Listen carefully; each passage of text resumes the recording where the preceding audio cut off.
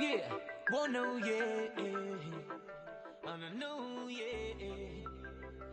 Hello, this is Ryan Riccitelli with asnews.net and the Kiteboarder magazine, and this is show number 70. This week I've got Dave Loop on the line. Dave is he's been involved in kiteboarding since I think we started kiteboarding on the East Coast, and he's based in Dewey Beach, Delaware, and I would consider you a pioneer of the Northeast, and even, I'd say, the whole Eastern Seaboard. So, Dave, why don't you give us a little background on who you are and some of the things you've done? Yeah, kiting was fun for me, because like you were saying, I was working for Nash as a windsurfing rep. I'd come out of the retail industry, being in shops, and snowboarding, windsurfing, skate, all that stuff. And I just got tired of it. After about 9 years, I finally said, hey, I want to do something else. And an opportunity came up, and Andy Church out at Nash, said, hey, Luke, you want to try this? And I said, sure. So I went on the road. First year, had a really good time. No idea kiting was even coming along. We just seen a few guys doing it. So basically, all of a sudden, it was thrown on us at Nash, and we were like, wow, what are we going to do with this? And it ended up being just a life-changing experience. It was pretty cool. Well, and you had an RV, and you probably still have the same RV, but you've traveled miles and kited all over the East Coast. And why don't you talk a little bit about that, pioneering the East Coast and exploring all the new spots and setting up all the new dealers and kind of watching the sport grow? What really happened with the RV was kind of a funny situation because when I first got into repping's one of these things where you're going out, you're trying to show a product line, you want to go out and you want to do it right, and I figured there were so many reps out at the time in that in that day and age that I had to come in big and do it right and be really prepared. And so I went out and first got a 4-wheel drive van with a big trailer and just made my presentation really nice, and it went from there. It's pretty amazing what a little thought will do, putting it into something like that. And went out and hit the rep. The first year I think I drove, I don't know, probably 50,000 miles the first year on the road. But when kiting started, it was one of these things where we didn't know, just like the first couple of years, nobody really knew what they were doing. We got our kites. Peter Arpeg, who was my sales manager at Nash, had them shipped in. We took them out. We flew at the sandbar one night, and that scared the hell out of ourselves. And then we're like, whoa, this is cool. Then about 2 weeks later, we went out to Maui and actually learned how to kite, which is when it all started changing. And this is back in the two-line kite days. Yeah, this was, the only kites out there at the time were really, Whippy had their two-line kite, and there was Concept Airs, there were some flexi foils and things like that. I think the blades or what, I can't remember what they were anymore. And we had the Nash AR-35, which was really the first kite that Nash came out with. So there was kind of a battle between the foils and the inflatables in the beginning, and it was pretty funny, between us.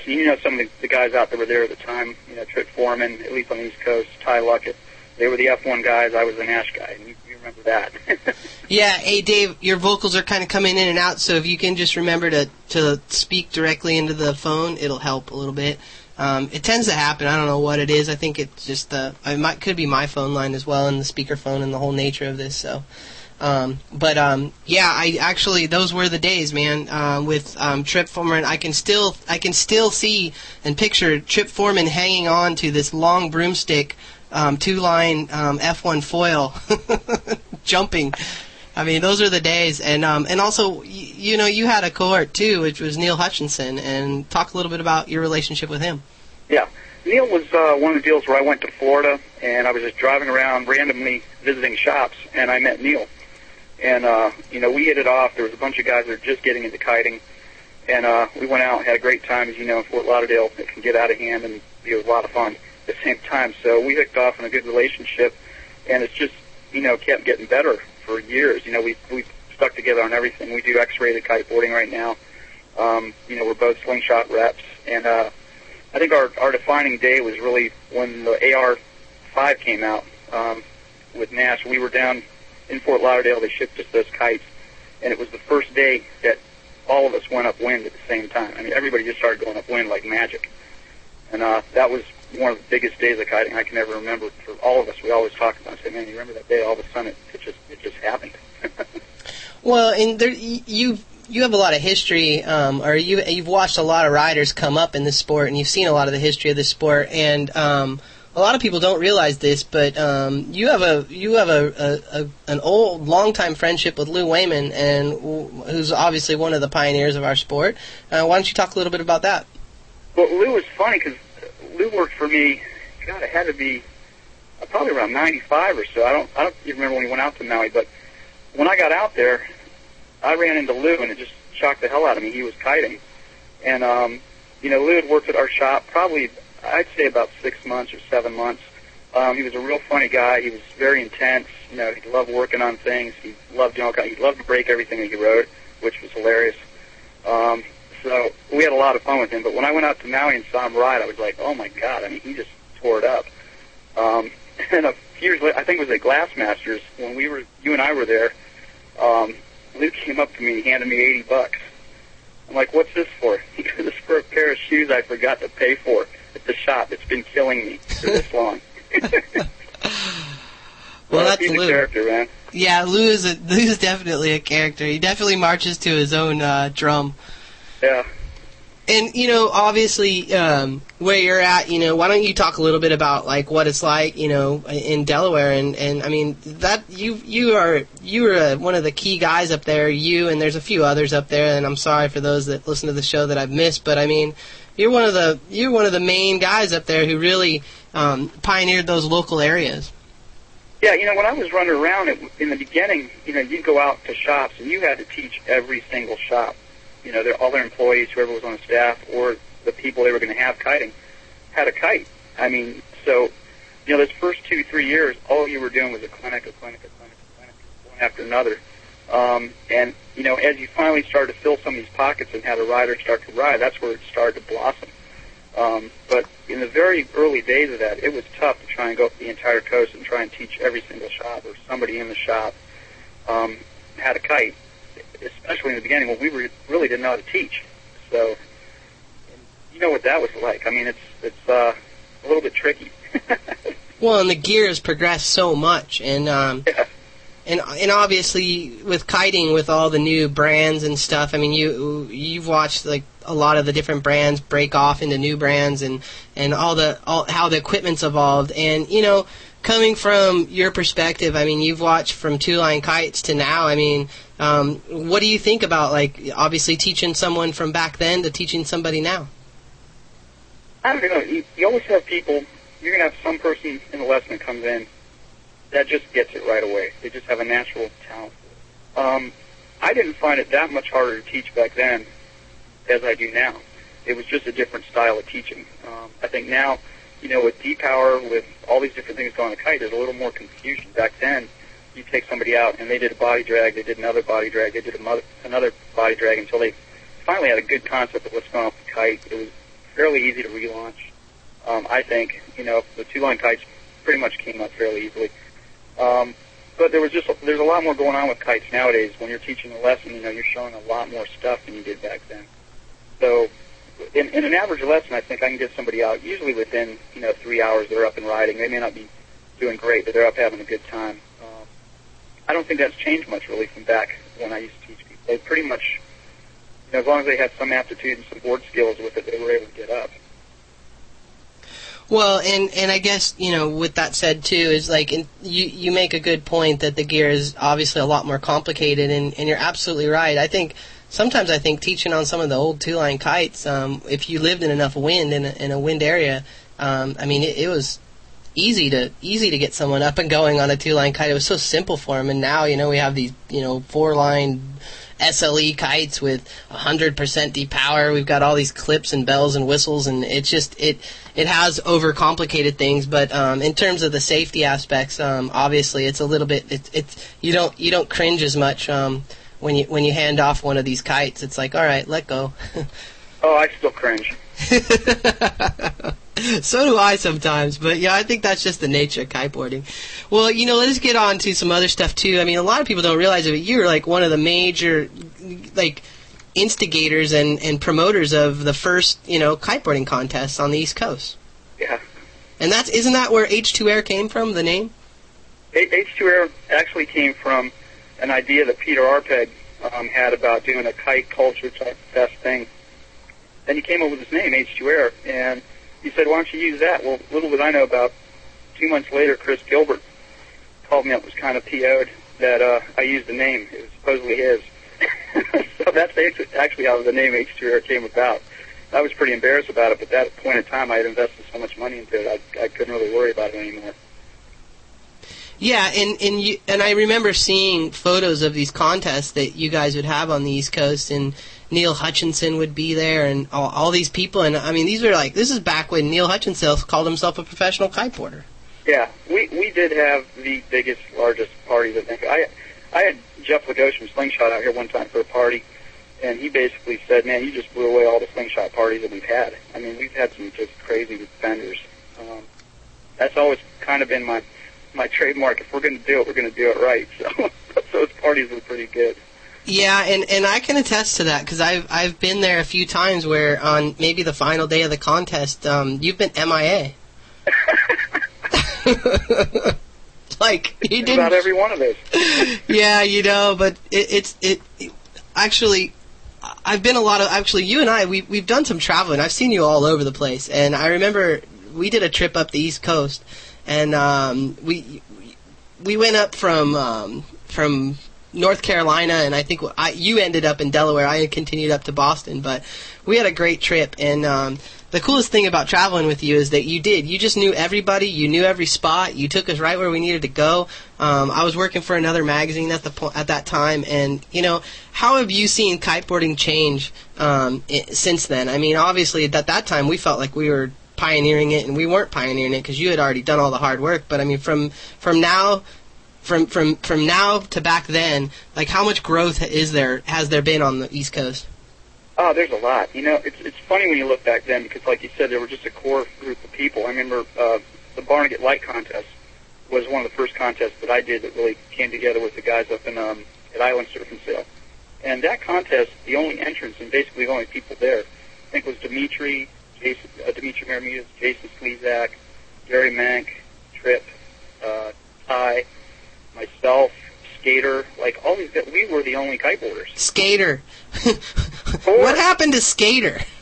Yeah, so you had this little group of guys, and we were really all the ones that were the core of it. If you look at that whole little core group of guys, one of us is in a different company across the industry right now doing something for somebody. So that was really the sprout of it all, and it started to grow and grow, and obviously now it's getting bigger. The news groups, forums, things like that have really changed the way everything works. I mean, like, if you have a product go bad, everybody knows about it in like 30 minutes. Which is never good. Yeah, so it's definitely changed. I mean, there's a lot of people now getting into it. What I've found is that I've had to really watch when we have people come in to take lessons and things. We get people that come in that are making the choice of, hey, maybe I'll play putt-putt golf today, or ride a go-kart, or maybe I'll take a kiteboarding lesson. So the masses are coming at us now, and it's like you get people that come in for lessons that really have no interest in even getting into kiting. They just want a rodeo ride. Yeah, and that's obviously that is a huge difference than in the past, because before is like, I mean, I remember when I started kiteboarding, there wasn't any schools. Actually, you had to go to Maui to go get a lesson from somebody. So we had to, like, strong-arm ourselves, and it's the same. We experienced the same thing down here. But you mentioned a lot of names. I mean, Trip Foreman, real kiteboarding. Neil Hutchinson, X-rated kiteboarding. He's gone on to, like, do races and all kinds of stuff. Ty Luckett. What's Ty doing these days? Ty is school in Hatteras and down in Florida. He's probably back in Hatteras right now. And then Kite Hatteras. Gary Mank, he works for Cabrina. He's one of the main guys at Adventure Sports, the distributor for North America. And who else did you mention? Oh, well, they put there. Hi. Skater. That's the guy I want to know. What's up with Skater, man? That's the guy who he always ended up getting hurt or something at every contest. He had his whole entourage to pick him up when he got hurt. That was some funny stuff, man. I think the funniest time he got hurt was he had some pains, and Skater, Skater actually he's He's got a big heart. And I remember one time he got some cramps, and somebody told him that if he ate bananas, the potassium would help his cramps. And so the next day he was out there with a case of bananas. That guy killed me. He was great. But, yeah, he was funny. He's in Vietnam. He goes to Vietnam, I think, for the winter months or something, teaches there. But he's still... I get people that come to my shop that have gone up to Skater's shop, and they're like, man, that guy yells at me. Yeah, Skater was like a little bit off the scale sometimes. I've heard of that too. And the one thing I got to give him credit for, he's always pioneered the spots before they became the spots. Like, he was down in Brazil, like, when nobody was in Brazil. And I remember him telling me, man, Brazil, Brazil, Brazil. And now he's in Vietnam, and it's interesting because he tends to, like, get to those spots before they're really even established as, like, true destinations. So, yeah, he's a trooper, man. It's funny to watch that guy because, like you said, he's kind of stealthy. All of a sudden, you run into him somewhere weird. He got mad at me because I printed his real name one time in an article. He's like, man, you can't do that. I'm like, oh, no. I can't. But anyway.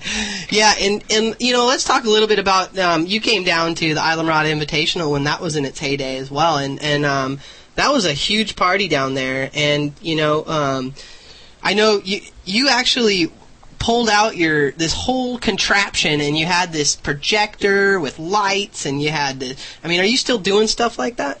Yeah, I'm doing it, actually, Saturday down at Real Kiteboarding. They're doing their grand opening they do every year to kick off the season, and I'll have all the lights, all the PA systems, smoke machines, everything. When I go out and do the stuff, I try to have the video screen set up so we can play some big videos, have some good sound, things like that. So it's just nice, to be able to, when you go somewhere, I like to have everything. I don't like to have to rent it or screw around with something. I just want to have it all ready to go. People love that. They walk in and boom, you got a show. Well, and Dave Loop is synonymous with Spunky Loop. That's right. My wife is somewhere running around the house right now. Yeah, Spunky's been actually, I wouldn't be in this if it wasn't for her, because she's the one that said, go out and do it. She said, actually, how I got into this was funny, because she just said, go drive to all the other shops and see what's up on the East Coast. So I took off, in my car, went to a bunch of shops, then called up Andy Church and said, here's what's wrong with your shops, and that's why you're not selling a lot of Nash right now. And, like 3 weeks later, said, you're hired.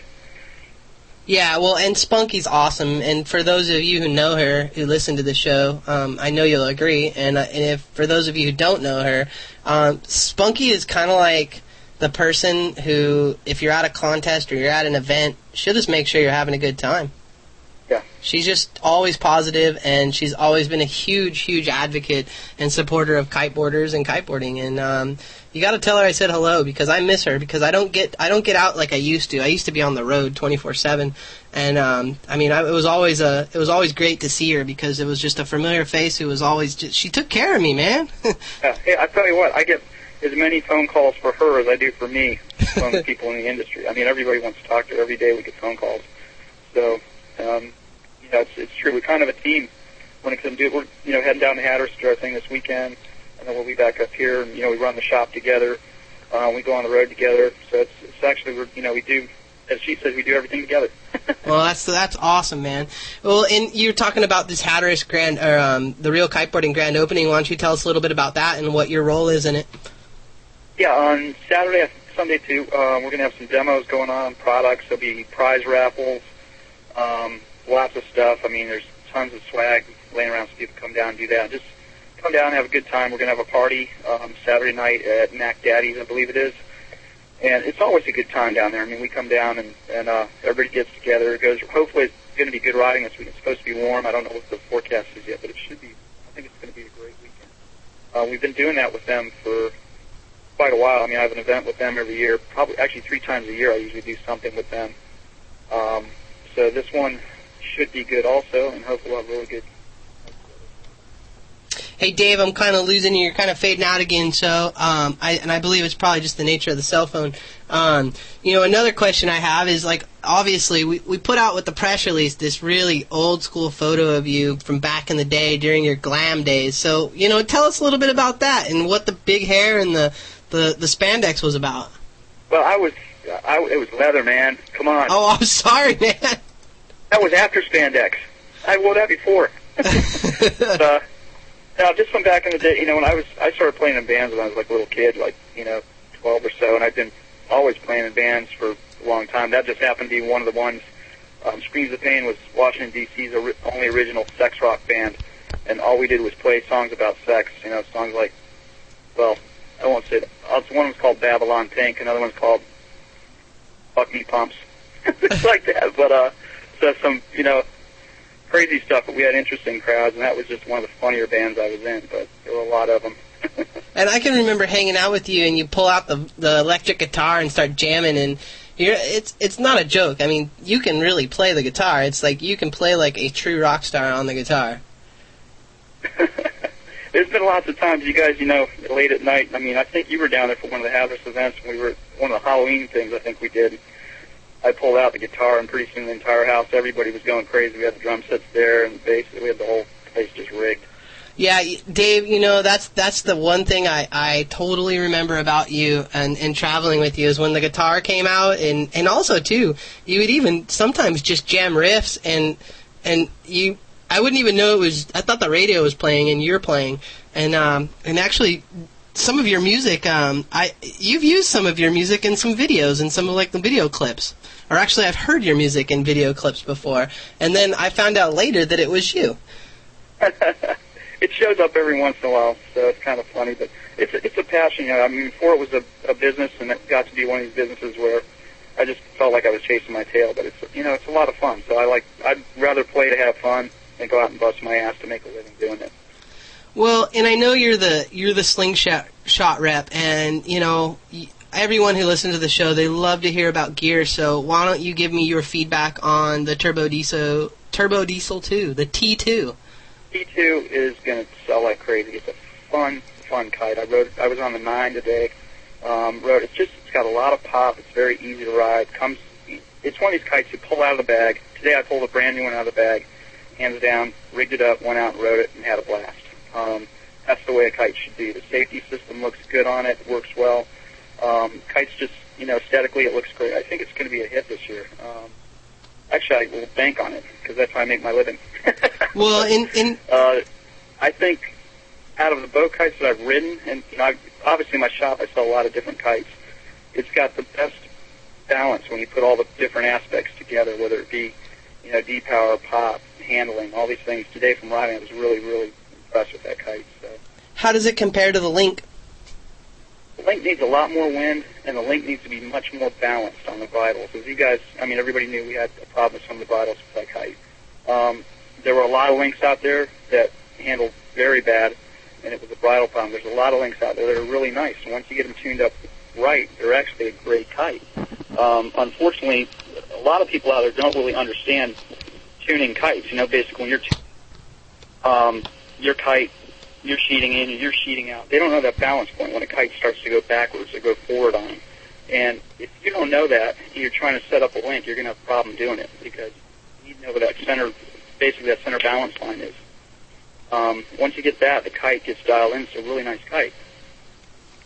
Well, and what if obviously, like I said, everyone listens to the show, and they always want to kind of figure out the gear, and you're the guy who sells the gear, so you're kind of like the worst person to talk to because in a sense you're selling the gear. But from just a direct rider's feedback, like what kind of rider do you think that the Turbo Diesel 2 is for versus like what the Link is for, or what type of rider the Link is for?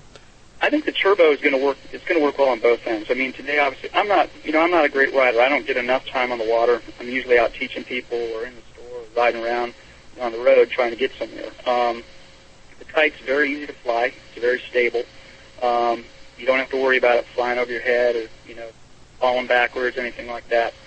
I think anybody from beginner to expert can ride this kite. It was fun to jump unhooked. Scott actually surprised me being unhooked today. I was like, crazy.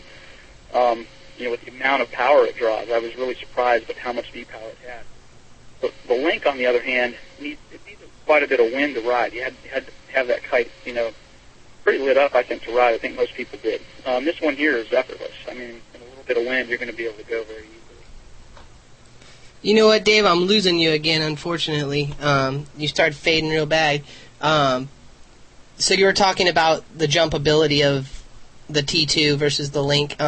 What's the bar pressure like versus the Link?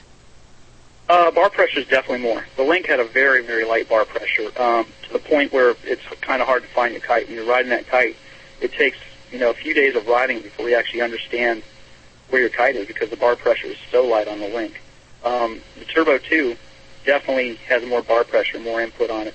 But what I liked about it, it has more of a feel like when you have a sea kite and you pump on your backhand to go for a jump, you get an instant response on it. You feel it right away. You feel the tension.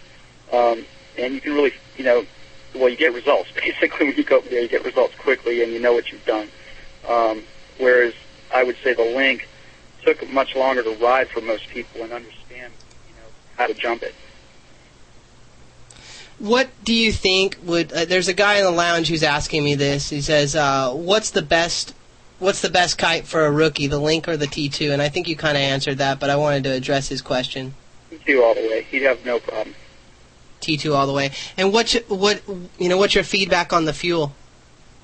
The fuel's just, that's an awesome kite. It's hands down been an awesome kite for, God, where are we on now? 2007.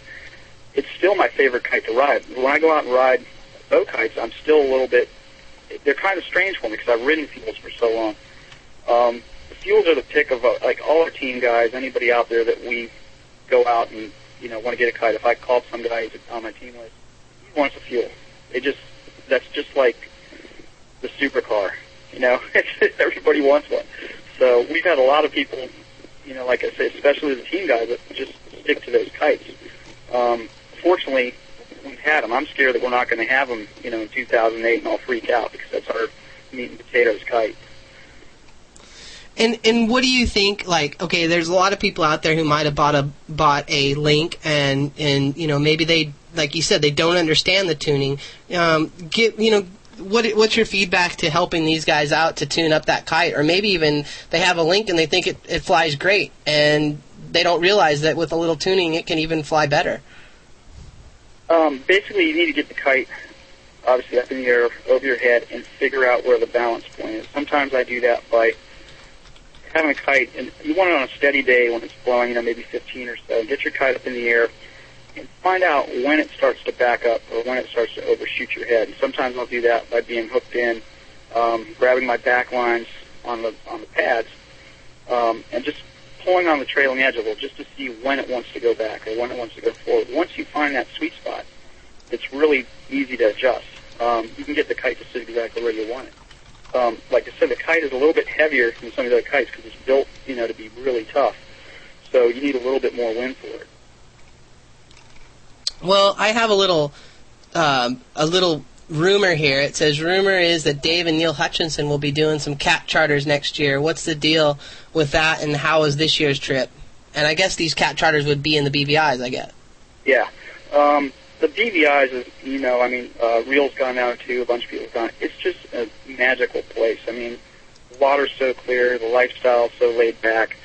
We went down there basically testing the waters right after the Jupiter contest, just to see what it was like. And it's just amazing. It's so much fun to get on a boat. You take your gear. There's no pressure. It's like, okay, we'll ride here, we'll ride there. It's just a way to get around down there and do it where you're not stuck to one spot. Every day is new, and every experience is new. Well, and tell us a little bit about the trip that you just went on. The trip you just went on was, like I said, it was magical. I got down there, and I got lucky on this one, too, because I went down to judge the Jupiter contest for Neil, and he said, hey, David, can you, extend your trip for 8 days? I'm like, well, what are you going to do? He goes, go to BVIs. I'm like, okay. So we got down there. We went to Virgin Gorda. We went to Necker Island. Anegada is a beautiful place. Anegada is very remote.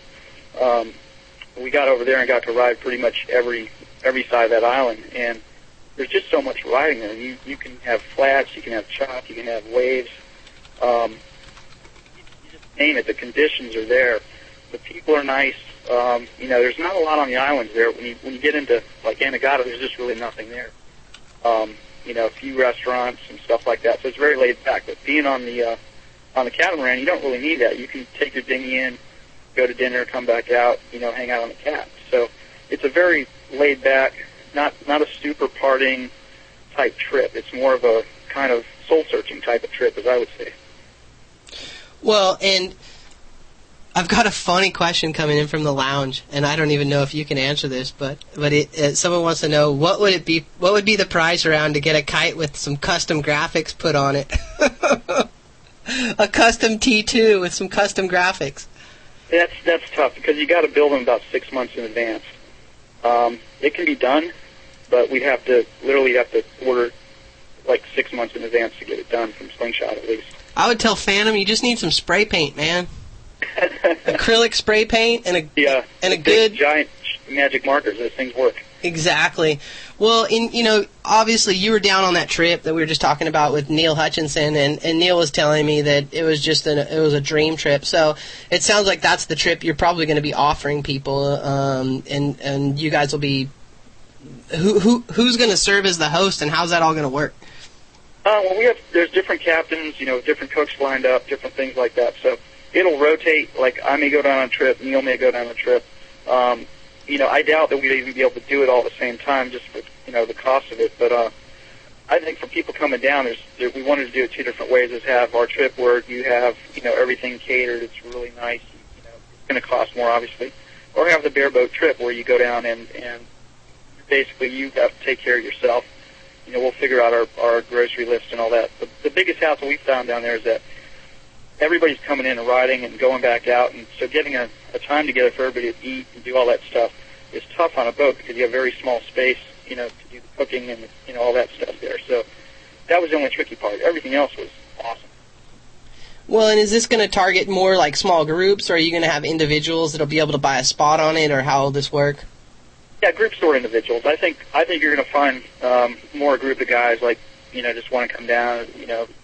A family even sometimes. We got families where you have a few people and two families want to come down. But I think it's going to be more groups of people. Say, hey, let 6 of us go down there, and I think we can fit up to 8 to 10 depending on what boat we're running. But it's just a fun way to spend whatever amount of time you want. If you want to do 2 weeks, you can. Most of the trips will probably be 7 days, 8 nights. What's the season down there? I think for us, just the way everything's working, we would basically do that between December and mid-March latest. I know Neil wanted to do an April trip, and we decided not to, but I think that's really your season, right? Dead of winter right now, too. You know what, Dave? You're starting to fade in and out. I'm sorry. I always have to remind everyone to speak up because, like I said, I have this group of people who listen to my show, and if the volume isn't right, I'm getting emails. So, yeah, and obviously, where can people find more information on this? We'll have it at xratedkiteboarding.com. We'll have more up on that shortly. We're trying to figure out exactly what captains, what boats we can use next year. And we'll start doing that, I would say, December again of next year, kick it off. So we'll start taking deposits, I'd say around May is when we can really have it solidified. So. Yeah, and Neil is like one of the pioneers of doing this type of trips. I mean, I did one of his trips back in, I think, like 4 years ago before anyone even thought of the BVIs. And he took me on the most incredible trip down there. We stayed at the Bitter End Yacht Club. We had a trimaran. We were kiting all over the place, and it was one of the most memorable trips of my life. Not to mention, if you've ever been on a trip with Neil, just as a host, he's just an incredibly gracious host, and he's just got so much knowledge. And then if you like to party, I mean, Neil's the guy to party with. There's never a dull moment, that's for sure. we just got to remind Neil to keep his clothes on. Yeah, he's got a problem with that. For sure. Don't be scared though, because he's not an angry drunk by any means. He's a very nice drunk, and he's not even a drunk. That's a bad word for him, but just Neil is just the kind of guy that anybody who has ever met Neil, I've never heard anybody say a bad thing about the guy because he's just so much fun to hang out with. That's just sometimes late at night you'll see him go nuts, but the thing is like at 8 in the morning. He's got a cigarette in his hand and a cup of coffee, and he's spot on. And he may have bloodshot eyes, but the guy just is a machine. He used to be spot on. I'm starting to see him get a little weathered here lately. Is he starting to slip? Said he started to get a little weathered lately. I've seen him actually have a hangover. Oh, my goodness. I was funny because I did a trip with him down to the Dominican Republic. He flew down. We've both been just so busy the last couple of years, and And so we hadn't had a real chance to have a trip. And so he flew down to come and hang out with me down in the Dominican Republic while I was down there over New Year's. And he shows up and he's wearing like slacks and cowboy boots and a dress-up shirt. And he's got this long hair thing going. And I was like, what the heck are you doing, man? And he just didn't look like the normal Neil that I was used to seeing. But I got used to it. And actually, there's a photo of him in the latest magazine that just came out. And I barely recognized him. So, but yeah, when I got down there, even the guy at the bar was like, "Oh, I'm gonna have to order extra cases of Presidente because Neil's coming into town." They're on the way right now. If you want to hear something funny, there's a contest down in Isla Morada this weekend. I think they're doing a border cross. So Neil rented an RV about the same size as mine, and those guys are on the road right now on the way to Florida, which I can only imagine. Oh my gosh. That just sounds like trouble. Yeah, so there's, I think, 8 of them in this RV, which ought to be pretty hysterical. And they're going down for like I think the guys from Triton College. They put together this spring break contest thing. It's down there in Key West. I know Paul Menta they're working with Paul Menta to do it, and it sounds like it's going to be a really incredible time.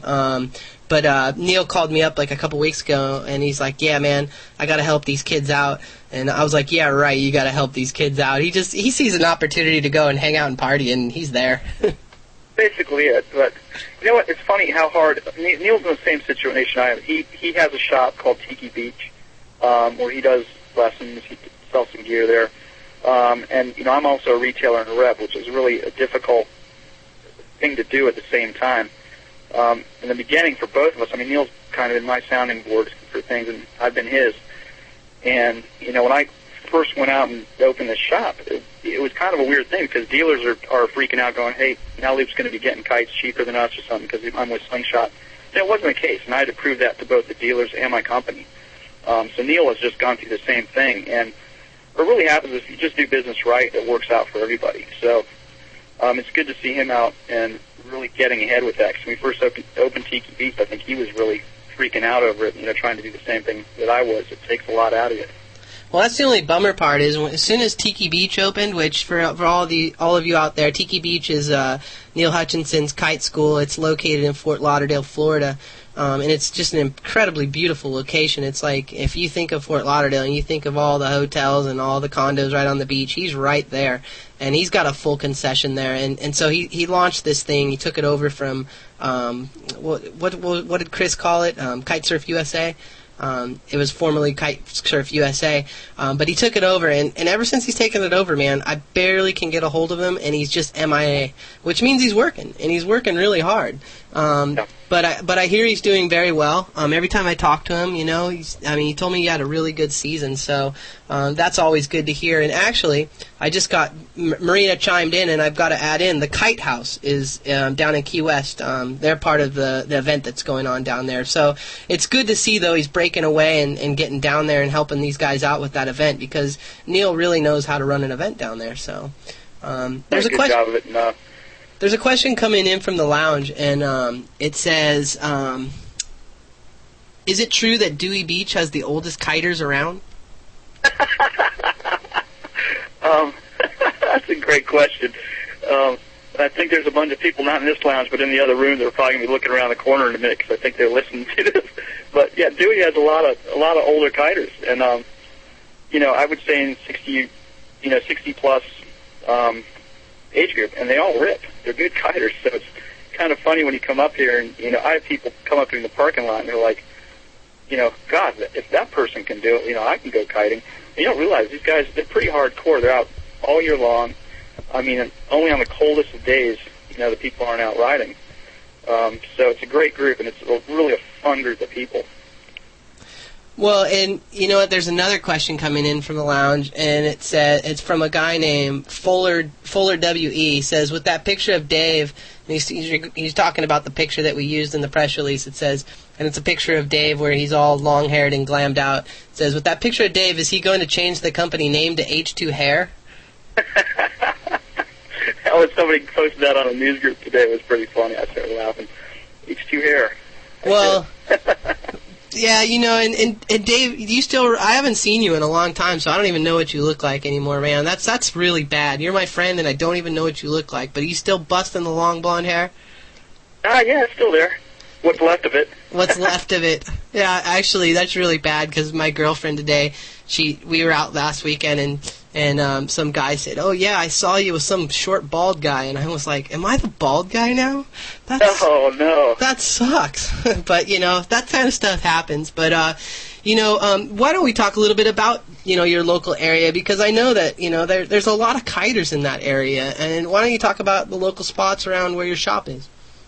I think the local area here, near my store is nice because we have that shallow water.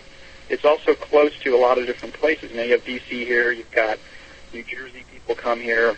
Wilmington, Delaware, we have a lot of people from. Virginia, all around. And what's nice here, it's obviously a beach town. It's fun to be at in the summer. And there's lots of places to ride. Unfortunately, the crowds we're starting to get on a weekend, it can get pretty hectic. I mean, we've been getting, I've seen 50 kites laid out at our beach sometimes. For a long time, if you saw 10, you were surprised. So it's growing quite a bit. And there's other areas north of us. Lewis, Delaware is a really good place on a different direction wind.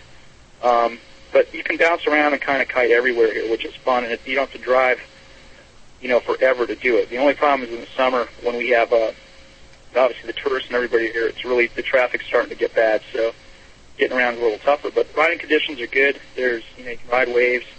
You can ride flat water. If you know where to go, there are slicks and places you can go. And then you have Assateague, too, which is south of us. And Assateague's a great place to ride. We try not to send too many people there because they have, it's a state park, and we just don't want to send a lot of people there because it's a really nice natural resource that we'd like to keep that way and not mess up for kiting.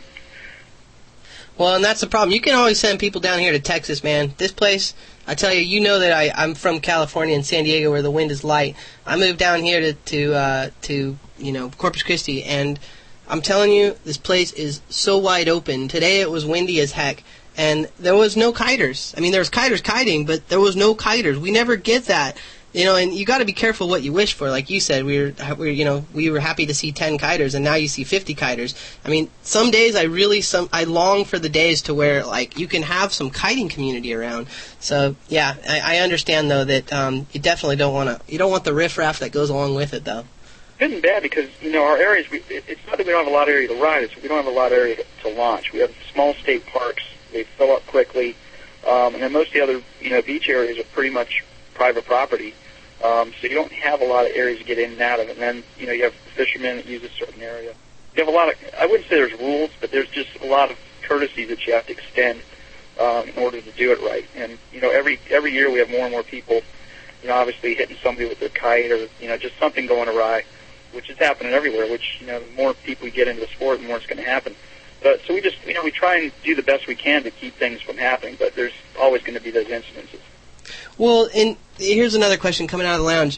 Do you know anything about this big downwinder in New Jersey in May? I don't. I know that Patrick is doing it.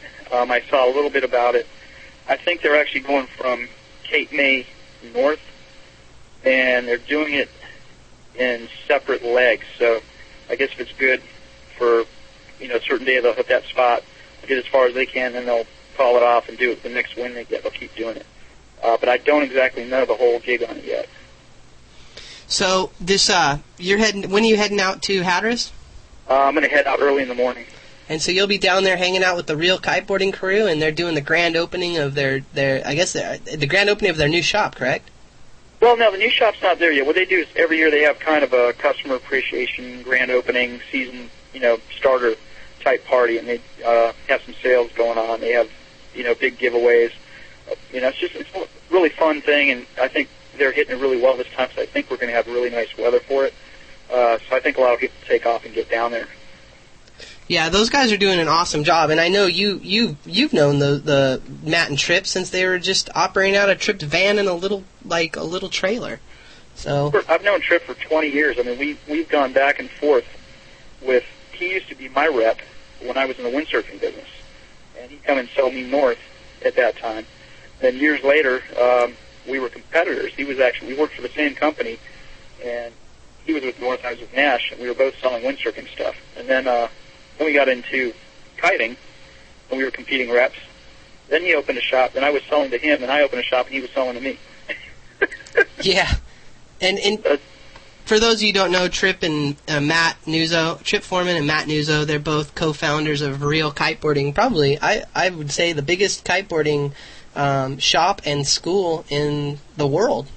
Yeah, that's definitely. safe to say. I think those guys have done an incredible job. They've been featured in every magazine you can imagine, every newspaper, every television show.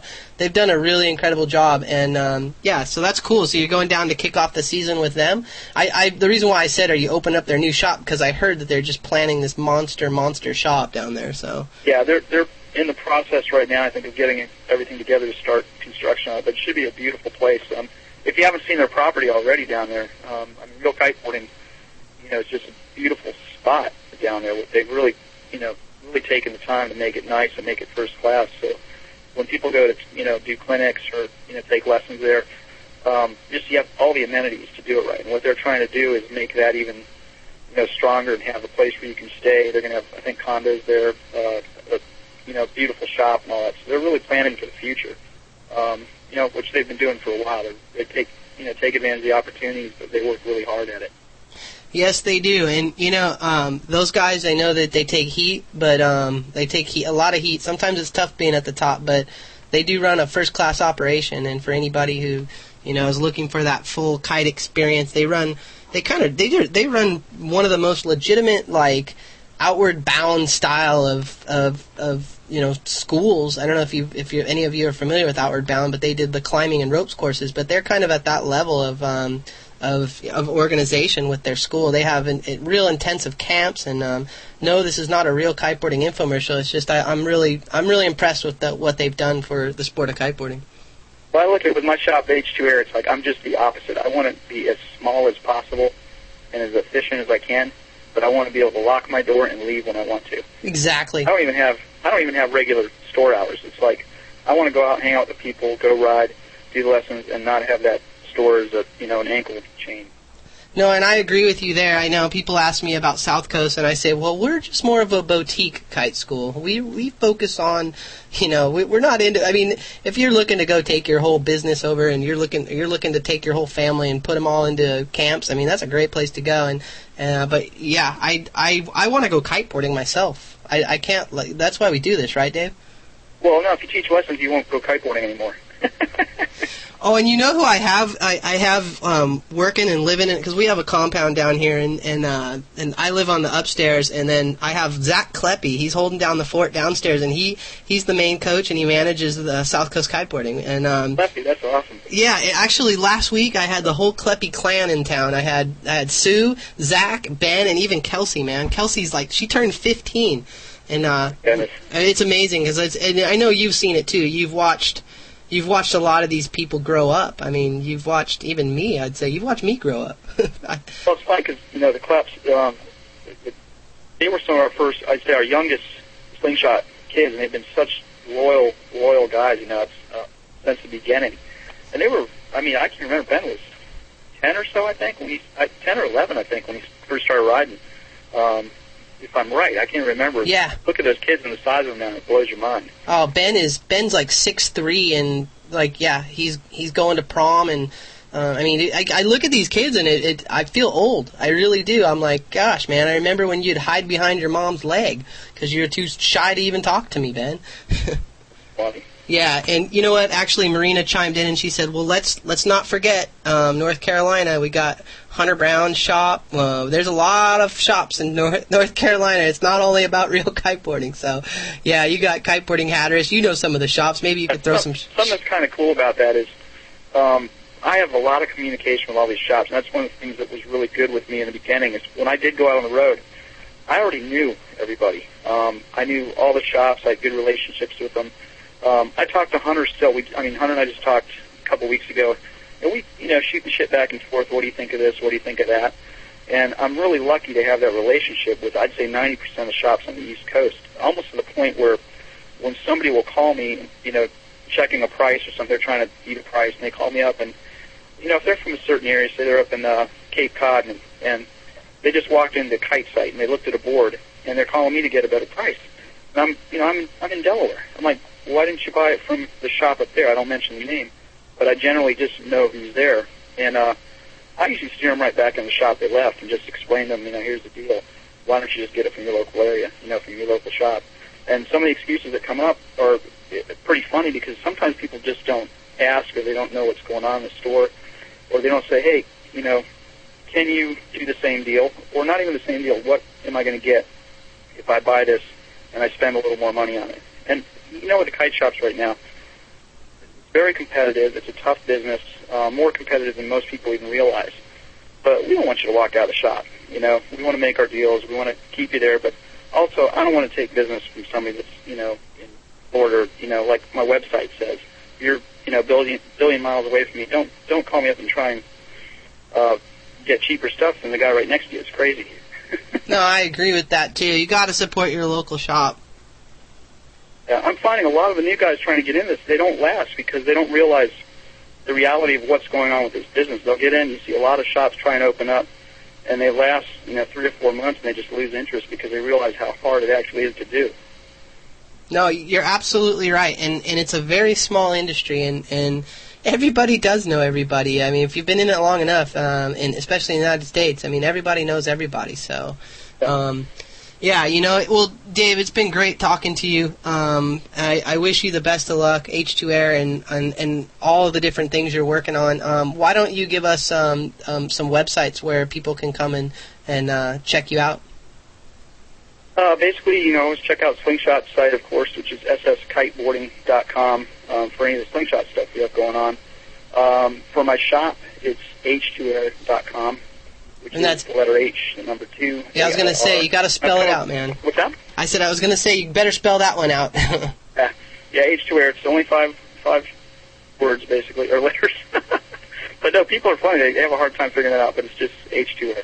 I also have another thing going on where we're starting to do kite tests with people up and down the coast and in the local area here. It's called kiteboardtest.com. Right now it's going to be a forum, which is kiteboardtest.com/forum, and we'll have kite tests on there with a lot of different manufacturers. Oh, that'll be interesting. You got to keep me in the loop on that. I'd love to give that some editorial, some love. I'm sure the manufacturers will hate me for it. Good riders, there's new riders, there's just insane riders, and I want to try and get a balance of all these different people and get some input. What do you think of the kite? First impression right off the water. What do you think of the kite? Because a lot of times there's certain kites, you'll ride and in 2 seconds you'll love it. Another one, it takes you 3 or 4 days to like it. So your initial impression is like, I don't know. And once you dial into it, you're like, oh my God, this thing's insane. Yeah, absolutely. Actually, Phantom just posted your link in the lounge. So the link is active in the lounge, folks. Kiteboardtest.com. Well, Dave, have fun down there in Hatteras. Tell the real kiteboarding boys I said hello. Stop by Kiteboarding Hatteras if you have a chance. Tell them I said hello. Stop by Fox even. All the shops in North Carolina who keep Cape Hatteras going. Barton. What's that?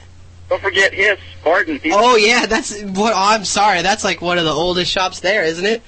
Yeah, Barton's great, man. Yeah, and there's so many people that really do work hard to make a living in this sport, and I always hate it because we tend to talk about the people that we know the best, but there's so many great people out there who are making kiteboarding happen and providing lessons and providing gear for people. And as Dave said, don't be scared to go into your local shop and say, hey, I want to support you, but if I'm going to support you, I need it to be like, fair on my pocketbook, because you'll see a lot of these local shops, they'll work with you just to get your business, and you brought up a very good point tonight, so I appreciate that, and I appreciate you coming on the show.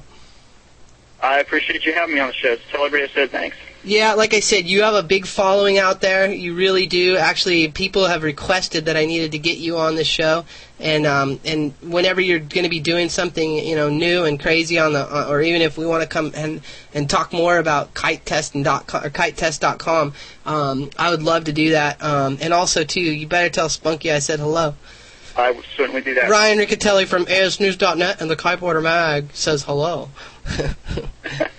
I miss her. She's awesome, and give her a big hug. And like I said, tell everyone I said what's up. And hopefully, I'll talk to Neil before you talk to him, because it sounds like you have a crazy weekend going on.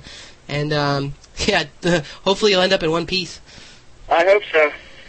Well, all right, man. This will be. This will go online. Probably it'll be on later tonight, and it'll be on iTunes tomorrow. And actually, for all of you people out there who listen to this show, got to make an announcement. We actually had to move our subscription feed. So the old feed will not work. You're going to have to resubscribe to the new feed. I apologize about that. It was just a technical thing that we had to do. One of our servers, we were changing servers, and so for all the people who are fans of asnews.net and the Kiteboarder magazine podcast, yeah, it's a real simple switch, but you'll never ever have to resubscribe again. So I apologize about that. You listen to our show, don't you, Dave? I do, yeah. Yeah, Neil told me that. I was like, really? Loop listens to me? It's good stuff on it, so. Awesome, dude. Well, have a great night, and we'll talk to you soon. All right, thanks, man. All right, bye-bye. Bye. Well, folks, that concludes webcast podcast number 70. I can't believe we made it to 70, and like I said, please go and resubscribe to the new feed. You won't really notice a difference, but we had to move our servers, so you're going to have to resubscribe or you will not get our podcast. You'll be emailing us saying, why aren't I able to download a new podcast? Also, just want to give a heads up, we've got the Velocity Games. Velocity Games is dropping $15,000 on prize money. There's going to be a freestyle event, there's going to be a border cross, and there's going to be a traditional course racing event. So it's down here in Corpus Christi, Texas. You can find out more information at velocitygames.us. So anyway, thanks to everybody for supporting the show. If you want to help us out, you can buy a subscription to the magazine. You can do that at thekiteboarder.com, or you can buy a t-shirt or a DVD. Thekiteboarder.com, we have a store that basically has all kinds of cool stuff in there, and all the proceeds to that help us fund the Kiteboarder magazine and to help keep this show going. So everybody, thanks for tuning in week after week, and hopefully you'll remember to resubscribe. All right, we'll talk to you soon. Yeah, well, no, yeah.